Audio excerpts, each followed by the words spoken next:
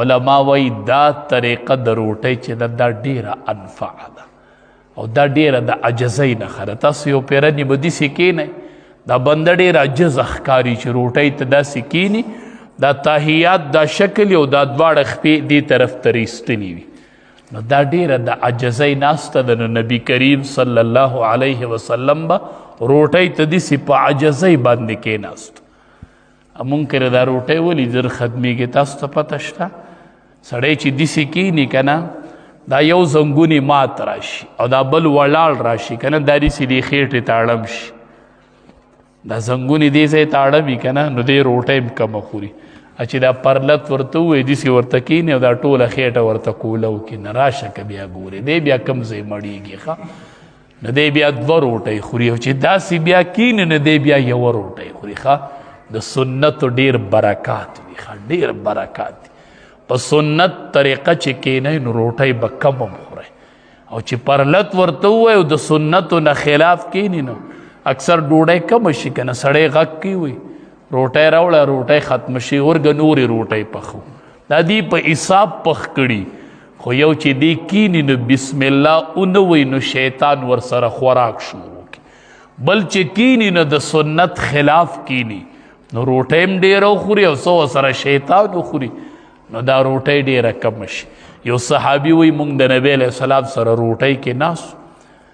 ما د روټۍ په دې اول کې داسې برکت لیدو ډېر برکت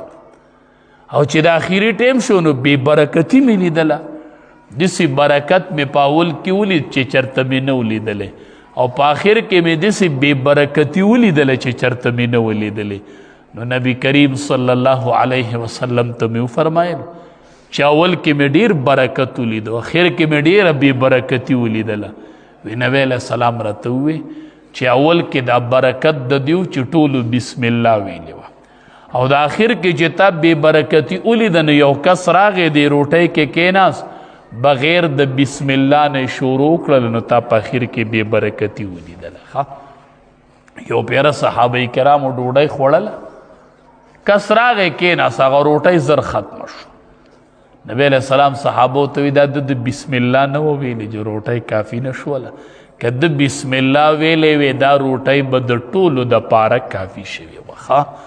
نو روټۍ چې په سنت طریقې او په بسم الله انشاءالله تاسو په کور کې عمل شروع کړئ چې تروړه د لابتاړئ بیا به درله دوه هفتې اړئ انشاءالله خو په سنت طریقه باندې به روټۍ خورو انشاءالله.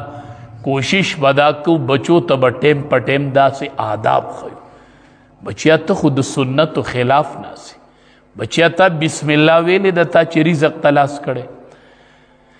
بی بی عایشه رضی الله تعالی عنها فرمایي وی ما نبی علیه السلام په خپله ولید چې مونږ کره رادند شو نو یوه نوڼۍ داسې په ډاګه پرته وه وی هغه یې راواغېستله داسې یې صفا کړله خولې ته یې وویشتله خولې ته یې وویشتله ډېر ښکلي آداب یو. او چې کله به کوم غلام نوکر ډوډۍ راوړله که نه نو نبی علیه السلام یو ادب ښیي چې تاسو له یو لنګري دی یو خادم دی روټۍ درله پخه کې وری وړي هر څوک چې درله پخه کې چې کم کس درله سسیس پوخ کوری وړو پخلي واله نو غوره خو دا ده چې دی د ځان سره کېنوه د پوخ کړی نو چې دی ته یوه نوڼۍ دوالي